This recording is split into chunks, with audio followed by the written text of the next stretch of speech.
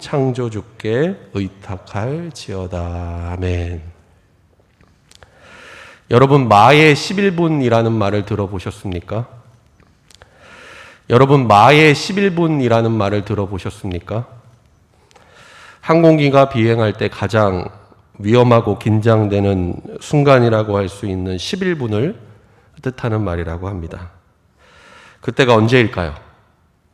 실제로 비행을 하는 중에 가장 사고가 많이 발생하는 시간은 처음 비행기가 이륙하는 3분과 마지막 비행기가 착륙할 때의 8분이라고 합니다.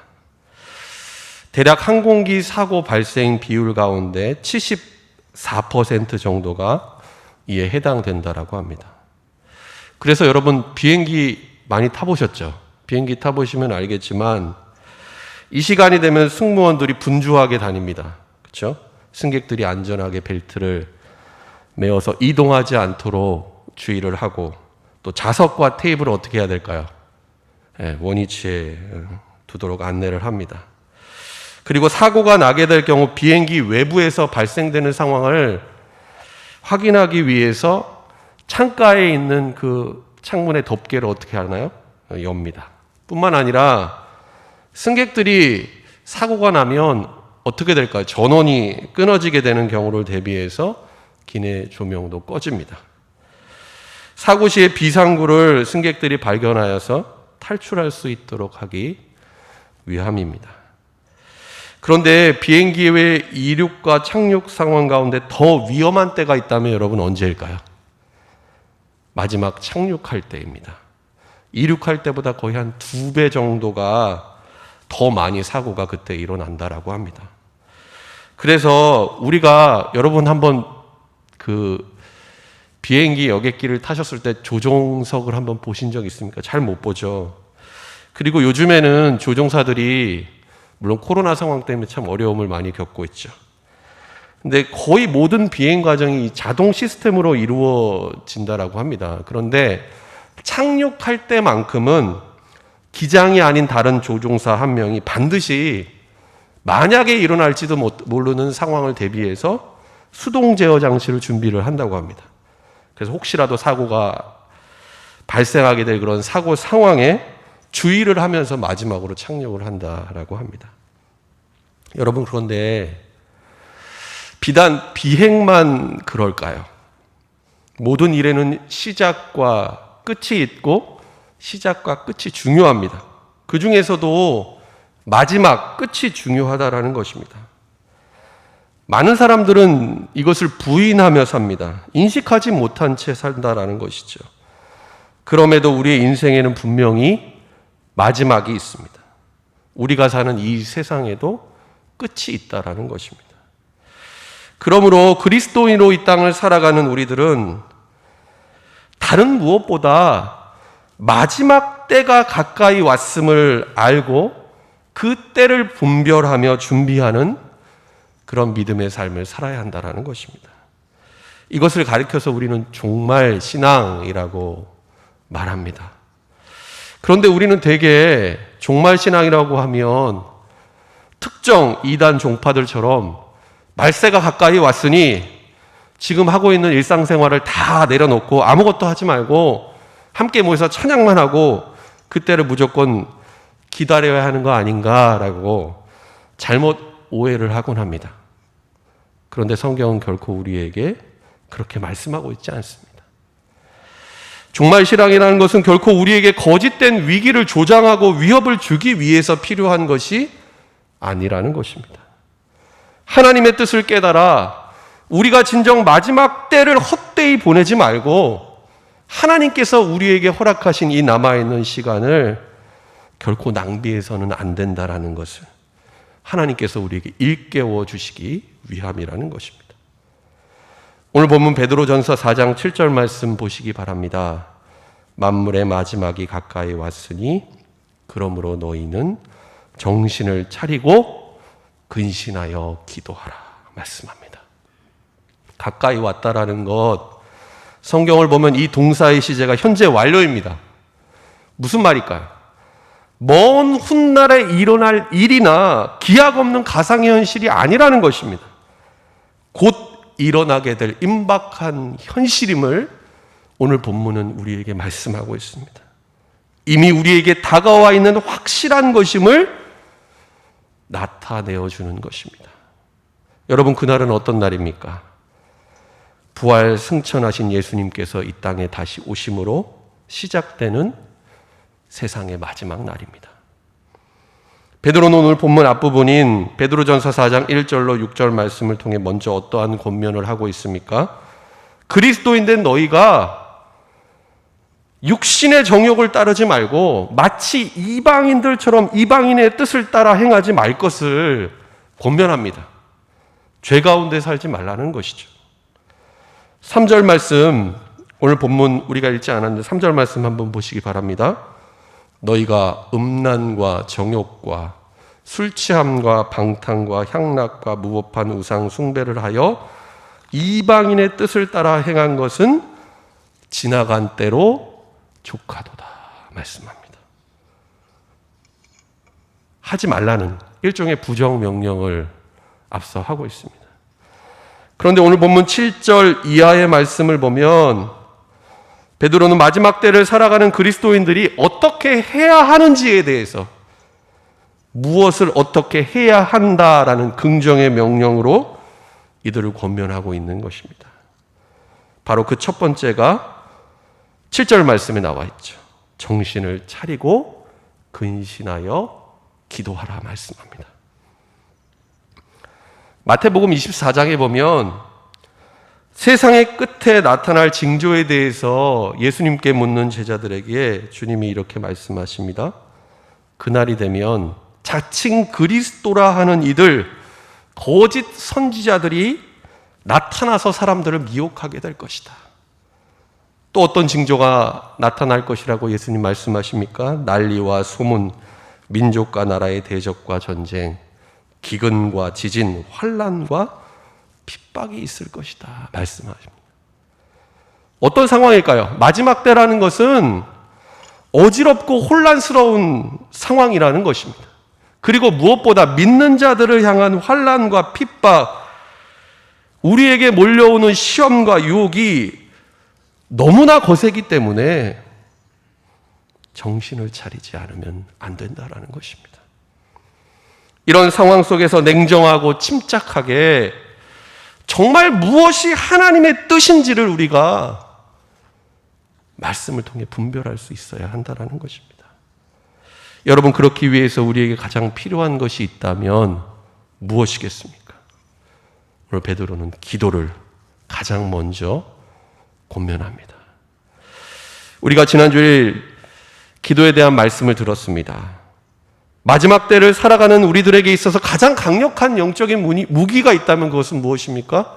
바로 기도라는 것이죠. 여러분, 우리는 잠시라도 말씀과 기도를 통해서 영적으로 깨어있지 않으면 하나님의 뜻을 알지 못할 뿐만 아니라 향방을 알지 못한 채 흔들릴 수밖에 없는 그런 연약한 존재라는 사실을 우리는 분명히 기억해야 됩니다. 그래서 오늘 베드로는 마지막 때를 살아가는 우리들에게 제일 먼저 기도의 중요성을 강조하고 있는 것입니다. 베드로 역시 그것을 가장 뼈저리게 경험하지 않았습니까? 여러분, 예수님께서는 마지막 지상사역인 십자가를 앞두고 무슨 일을 하십니까? 겟세마네 동산에 올라가셔서 하나님의 뜻을 구하는 간절한 기도를 드리십니다.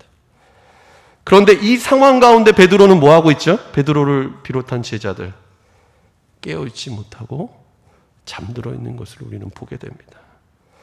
그래서 어쩌면 베드로는 예수님이 가시는 십자가의 길을 이해하지 못했던 것이고 받아들일 수 없었던 것입니다. 그런데 이후에 사도행전의 베드로의 모습을 보시기 바랍니다. 그는 성령의 충만함을 받습니다. 그리고 베드로뿐만 아니라 그를 비롯한 사도들, 초대교회 공동체에 사도행전의 말씀 보시기 바랍니다. 그들이 뭐 했다고 기록하고 있습니까? 오로지 기도에 힘쓰더라. 기도를 통해 하나님의 뜻을 분별할 수 있었습니다. 내 뜻과 내 생각대로 살지 않고 하나님의 뜻을 분별하고 그 뜻에 순종할 수 있었다라는 것입니다. 기도의 능력으로 담대히 말씀을 전파하고 담대하게 믿음으로 나아가는 것을 우리는 볼 수 있습니다. 그래서 오늘 베드로는 이 서신을 써내려가면서 사랑하는 그 그리스도인들을 향해 깨어서 근신하여 기도할 것을 이처럼 강조하고 있는 것입니다. 여러분, 두 번째 권면은 무엇입니까? 서로 사랑하라라는 것입니다. 오늘 본문 8절 말씀 함께 읽도록 하겠습니다. 무엇보다 뜨겁게 서로 사랑할지니 사랑은 허다한 죄를 덮느니라. 여러분, 말세의 징조 가운데 하나는 어떤 것일까요? 마태복음 24장 12절 말씀 보시기 바랍니다. 불법이 성함으로 많은 사람의 사랑이 식어지리라.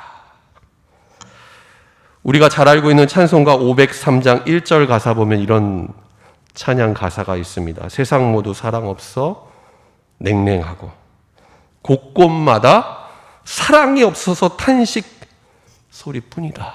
이런 찬양 가사가 있죠. 바로 그 현실을 말씀하는 것입니다.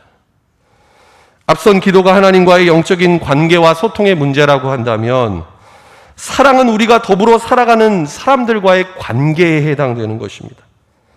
그런데 우리 주님이 어떻게 사랑하라고 우리에게 말씀하십니까? 무엇보다 뜨겁게 전심으로 서로 사랑하라 말씀하십니다. 여러분, 고린도전서 13장에 보면 사랑에 대해서 이렇게 말씀하고 있죠. 우리가 아무리 신비한 능력을 행하고 지식이 있고 비밀을 알고 심지어 산을 옮길 만한 믿음이 우리에게 있다라고 할지라도 사랑이 없으면 아무것도 아니라고 말씀하고 있지 않습니까? 하나님께서 말씀하시는 율법의 완성은 무엇입니까? 바로 사랑 아니겠습니까? 이 사랑은 어떤 사랑입니까? 어느 정도까지의 사랑입니까? 바로 하나님께서 예수 그리스도를 통해 저와 여러분에게 보여주신 그 십자가의 사랑입니다. 하나님께서는 죄인된 우리를 위해 독생자를 내어주셨습니다. 그리고 그 십자가의 대속하심으로 저와 여러분의 모든 죄와 허물이 덮어졌습니다. 죄인 되었던 우리가 죄사함의 은총과 구원을 받게 된 것입니다. 죄와 허물을 덮는 하나님의 사랑을 말하고 있는 것입니다. 우리가 행해야 할 사랑이 바로 이것이라는 것이죠. 지난주에 제가 이런 말씀을 드렸습니다. 그리스도인 된 우리가 악을 악으로 갚지 말고 도리어 그들을 향해 복을 빌어야 된다라는 그 말씀을 드렸습니다. 그런데 어떻게 우리가 이처럼 악을 악으로 갚지 않고 용서하고 용납하며 이와 같은 선을 행할 수 있겠습니까? 예수님의 사랑, 우리를 위해 못 박히신 그 십자가의 사랑이 우리 가운데 부어질 때에만 가능한 일 아니겠습니까? 여러분, 그래서 예수 그리스도의 이름으로 모인 교회 공동체는 우리가 자칫 실수하고 오해하기 쉬운데 일과 사역이 먼저가 아닙니다. 무엇보다 서로 사랑하는 것이 먼저라는 것을 하나님 우리에게 말씀하십니다. 다른 거 아무리 잘해도 그 안에 사랑이 없으면 아무 소용이 없다라는 것입니다. 때로는 약함이 있고 허물이 있죠. 그러나 우리가 서로를 용납하고 이해하며 주님의 사랑으로 사랑하는 그런 공동체가 바로 교회 공동체가 되어야 한다라는 것입니다. 계속되는 세 번째와 네 번째 권면은 서로 사랑하는 이 두 번째 명령과 관련되어서 나온 것들이라고 할 수 있습니다. 9절 말씀 같이 함께 읽도록 하겠습니다. 서로 대접하기를 원망 없이 하라 말씀합니다. 진정 사랑한다면 말이 아니라 행함으로 그 사랑을 구체적인 대상을 향해서 우리의 삶 속에 실천해야 한다는 것입니다. 그것이 서로 대접하고 환대하는 것입니다. 어떻게 하라고 말씀하십니까? 불평과 원망 없이 하라 말씀합니다. 여러분, 우리는 이 권면 앞에서 다음과 같은 말을 할 때가 얼마나 많습니까? 목사님, 제 주위에는 아무리 눈을 씻고 찾아봐도 도와줄 사람이 없습니다. 틀린 말은 아니에요. 그리고 누가 내가 진정 도와주고 섬겨야 할 나의 이웃입니까? 이런 말을 하시는 분들이 있습니다. 그런데 잘 생각해 보면 그것은 그 본심을 우리가 잘 살펴볼 필요가 있습니다. 그렇게 하는 게 싫은 거예요. 그리고 그것을 외면하라고 하는 우리의 핑계이고 변명이라는 사실입니다. 여러분, 우리가 섬겨야 할 이들, 서로 대접해야 할 이들은 저 멀리 추상적으로 존재하지 않는다라는 것입니다. 그리고 하나님께서는 우리가 진정 사랑으로 섬기고 도와야 할 사람들을 우리에게 삶의 자리 곳곳에서 보여주신다라는 것입니다. 예수님 마태복음 25장 40절에 뭐라고 말씀하십니까? 내 형제 중에 지극히 작은 자 하나에게 한 것이 곧 내게 한 것이다 말씀하고 계시지 않습니까? 지극히 작은 우리의 형제, 우리의 이웃, 이 땅에서 진정 나그네와 같은 삶을 살아가는 이들을 우리가 예수님의 마음으로 섬기고 그들을 대접한 것이 곧 하나님을 섬긴 것과 같다. 주님이 우리에게 말씀하고 계십니다. 마지막 네 번째 권면은 무엇입니까? 오늘 본문 10절 말씀 함께 읽겠습니다. 각각 은사를 받은 대로 하나님의 여러 가지 은혜를 맡은 선한 청지기 같이 서로 봉사하라. 여러분, 이 말씀 앞에서 우리는 한 가지 분명한 생각을 할 필요가 있습니다. 은사는 본래 우리의 것이 아니라는 것입니다. 그것이 물질이든 건강이든 시간이든 다 그렇습니다. 본래 하나님의 것이었는데 주인 대신 하나님께서 청지기 된 우리에게 은혜로 주신 것입니다. 그러므로 우리는 하나님께서 우리 각자에게 은혜의 선물로 주신 이 은사를 하나님 뜻에 맞게 선용해야 한다는 것입니다. 사사롭게 사용해서도 안 된다는 것이죠. 그리고 게으르게 내버려두지 않고 충성을 다해 주님을 위해 헌신하며 섬겨야 한다는 것입니다. 어떤 분들 가운데 이런 분들이 있습니다. 목사님, 저는 은사가 없습니다. 말씀하시는 분들이 있습니다. 성경에 그런 말씀 없습니다. 고린도전서 12장에 보면 하나님께서 우리에게 주신 은사들에 대해서 설명하고 있습니다. 많은 은사들이 나옵니다. 은사의 종류는 각기 다를 뿐이지 한 성령 안에서 우리 모두에게 하나님께서는 가장 귀하고 그 사람에게 꼭 알맞고 필요한 은사를 하나님 주셨다라는 것입니다. 우리의 역할은 무엇입니까? 우리의 사명은 무엇입니까? 그리스도의 몸된 지체된 우리가 그 은사들을 통해 서로 봉사하고 헌신함으로 주님의 몸된 교회를 세워나가는 것, 하나님께서 우리에게 원하시는 우리의 사명이라는 것입니다. 그런데 이 봉사에 있어서 꼭 한 가지 명심해야 될 사항, 그리고 그 봉사의 궁극적인 목적이 어디에 있는가를 오늘 본문 11절 말씀에 다음과 같이 말씀하고 있습니다. 11절 말씀 함께 읽겠습니다. 만일 누가 말하려면 하나님의 말씀을 하는 것 같이 하고 누가 봉사하려면 하나님이 공급하시는 힘으로 하는 것 같이 하라. 이는 범사의 예수 그리스도로 말미암아 하나님이 영광을 받으시게 하려 함이니 그에게 영광과 권능이 세세에 무궁하도록 있느니라. 아멘. 무슨 말입니까? 우리는 하나님의 도구라는 사실을 잊어서는 안 된다는 것입니다. 여러분, 지금 제가 여러분 앞에서 설교를 하고 있는 제가 무슨 여러분과 다른 특별한 능력이 있고 자격이 있어서 설교하는 건 아닙니다. 오늘 이 금요 기도의 시간에 하나님께서 세우신 말씀의 도구가 되어서 하나님의 말씀을 여러분에게 전할 뿐입니다. 여러분, 봉사도 마찬가지라는 것입니다. 우리의 봉사와 헌신을 통해 내 자신을 드러내고 때로는 사람들로부터 칭찬을 받고 내 자신이 그 영광을 가로채려고 해서는 안 된다라는 것입니다. 여러분, 그런데 많은 경우에 있어서 우리가 교회 안에서 봉사와 섬김을 열심히 하면서도 시험에 드는 이유가 바로 여기에 있지 않습니까? 분명히 할 필요가 있습니다. 여러분, 주인은 하나님이시고 우리는 청지기일 뿐입니다. 내가 이만큼 물질과 시간과 노력을 하면서 봉사하고 헌신했는데 이런 생각을 뭐라고 하죠? 본전 생각이라고 합니다. 그 생각하면 안 된다라는 것입니다. 하나님, 부족한 나를 하나님께서 부르시고 세우시고 나에게 은사를 주셔서 나를 이처럼 사용해 주셨는데 그 하나님 감사합니다. 하나님께 영광을 돌리면 그것으로 족하다. 하나님 말씀하시는 것입니다. 여러분, 우리가 봉사를 하면서도 우리의 몸과 마음이 쉽게 지치고 고갈되는 이유가 있다면 여러분 무엇 때문일까요? 그것은 내 능력, 내 지혜를 가지고 내 자신이 뭔가 어떻게 해보려고 애쓰기 때문 아니겠습니까? 오늘 본문 11절에 뭐라고 말씀하고 있습니까? 누가 봉사하려면 어떻게 하라? 하나님이 공급하시는 힘으로 하는 것 같이 하라. 여러분, 바울의 삶을 한번 보시기 바랍니다. 그는 풍부할 때도 있었습니다. 그리고 정반대로 궁핍에 비천에 처할 때도 있었습니다. 그러나 그는 자신의 형편과 상황과 무관하게 하나님 앞에서 다음과 같은 고백을 하고 있지 않습니까? 빌립보서 4장 13절, 우리가 잘 알고 있는 말씀입니다.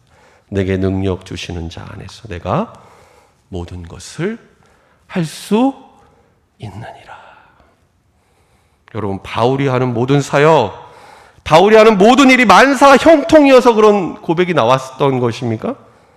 지금 불가능은 없다라는 말을 지금 하고 있는 것입니까? 결코 아닙니다. 바울은 진정 하나님이 공급해 주시는 능력으로 사역하고 하나님이 주신 지혜와 능력으로 모든 일을 행했기 때문에 이처럼 감사하고 기뻐하며 하나님께 영광을 돌릴 수 있었던 것입니다.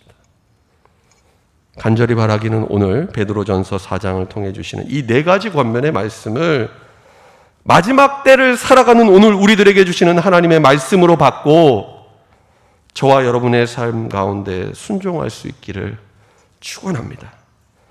끝으로 베드로는 오늘 본문에서 사랑하는 성도들을 향해 베드로전서 주제라고 할 수 있는 중요한 말씀을 오늘 12절과 13절에 다음과 같이 전하고 있습니다. 우리 12절, 13절 말씀 함께 읽겠습니다. 사랑하는 자들아, 너희를 연단하려고 오는 불시험을 이상한 일 당하는 것 같이 이상히 여기지 말고 오히려 너희가 그리스도의 고난에 참여하는 것으로 즐거워하라. 이는 그의 영광을 너희로 즐거워하고 기뻐하게 하려 함이라. 아멘.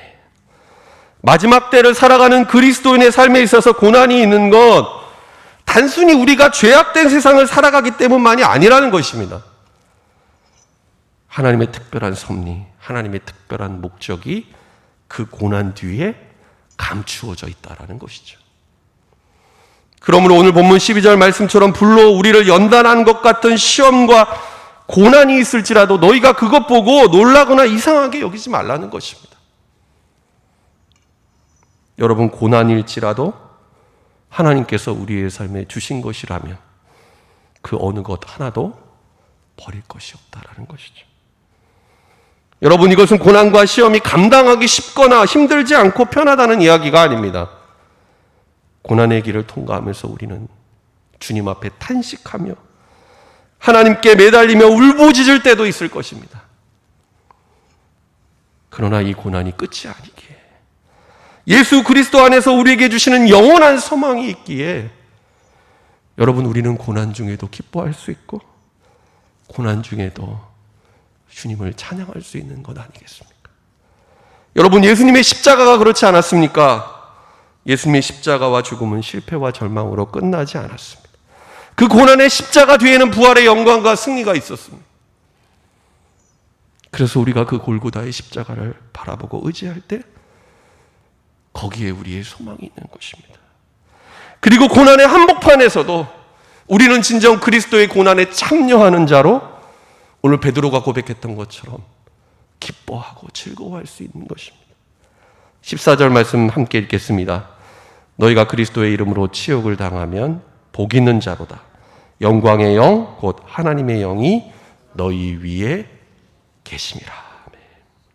그리스도의 이름 때문에 고난당하고 그리스도를 믿는 믿음 때문에 치욕을 당하면 그것이 도리어 우리에게 복이 있다. 주님 말씀하십니다. 왜 그럴까요? 영광의 영이신 하나님의 영, 성령이 우리 위에 계셔서 우리를 지켜보시고 성령이 우리 가운데 계셔서 우리와 함께 하시며 고난을 믿음으로 이기게 하시기 때문입니다. 그러므로 그리스도인으로 고난을 당하는 우리의 태도와 반응은 어떠해야 할까요? 오늘 16절 말씀 같이 함께 읽도록 하겠습니다. 만일 그리스도인으로 고난을 받으면 부끄러워하지 말고 도리어 그 이름으로 하나님께 영광을 돌리라. 여러분, 구약에 다니엘의 세 친구들이 있습니다. 사드락과 메삭과 아벳느고. 이들은 하나님을 향한 신실한 믿음을 지키기 위해서 왕이 세운 금신상에 절하지 않습니다. 결국 어떤 일이 벌어집니까? 풀무불에 내던져졌습니다. 그런데 하나님께서 어떻게 역사하십니까? 하나님을 전적으로 신뢰함으로 고난을 견뎌낸 이들을 통해 하나님께서 영광을 받으십니다. 하나님의 살아계신 하나님의 능력과 권세가 이들을 통해 분명히 나타나게 되는 것을 우리는 확인할 수 있습니다. 여러분, 우리는 2020년 11월 한 해의 끝자락에 서 있습니다. 그리고 무엇보다 영광 중에 주님 다시 이 땅에 오실 종말의 때 만물의 마지막이 가까이 왔음을 오늘 이 말씀을 통해 분명히 깨달을 수 있는 여러분 될 수 있기를 바랍니다. 영적으로 깨어 일어나 먼저 근신하여 기도하는 여러분 될 수 있기를 바랍니다. 오늘 사랑은 모든 허물을 덮는다라고 했습니다. 주님이 주시는 그 사랑으로 우리가 서로를 용납하고 뜨겁게 사랑할 수 있는 그런 공동체 될 수 있기를 바랍니다. 말로만이 아니라 진실과 행함으로 서로 대접하고 섬기며 하나님이 우리에게 주신 은사와 능력을 가지고 선한 청지기와 같이 여러분의 봉사와 헌신의 자리에서 섬기며 헌신하는 여러분 될 수 있기를 바랍니다. 우리가 그리스도인으로 이와 같은 삶을 사는 것, 순종하는 삶을 사는 것, 여러분 결코 만만하고 쉽지 않습니다. 우리의 삶에 끊임없이 부딪히게 되는 고난과 시험이 있을 것입니다. 그러나 이 고난을 통해 하나님께서 우리 가운데 역사하시고 우리를 연단하셔서 아름답게 빚어가시는 하나님의 놀라운 계획과 섭리가 우리의 삶 가운데 있음을 깨닫고 날마다 고난 중에서도 기뻐하고 감사하며 주님께 영광 돌리는 저와 여러분 될 수 있기를 예수님의 이름으로 간절히 축원합니다. 기도하겠습니다. 하나님 아버지, 오늘 주신 베드로전서 4장의 말씀을 통해 주님 다시 오실 마지막 때가 임박했음을 알게 하시고 우리가 그리스도인으로 이 마지막 때를 어떻게 살아야 하는지를 말씀을 통해 깨닫게 하시니 감사를 드립니다. 하나님, 우리의 삶 가운데 늘 깨어서 기도하게 하여 주시고 서로 사랑하며 기쁨으로 섬기게 하여 주옵소서. 하나님이 우리에게 주신 은사와 능력을 통해 봉사하며 헌신함으로 주님께 영광 돌리는 삶 되게 하여 주옵소서. 하나님, 우리의 삶에 몰려오는 세상의 유혹과 시험이 있을지라도 하나님, 우리에게 감당할 수 있는 믿음을 주셔서 그리스도의 고난에 참여함으로 즐거워하며 기뻐하게 하여 주옵소서. 예수님의 이름으로 기도드립니다. 아멘.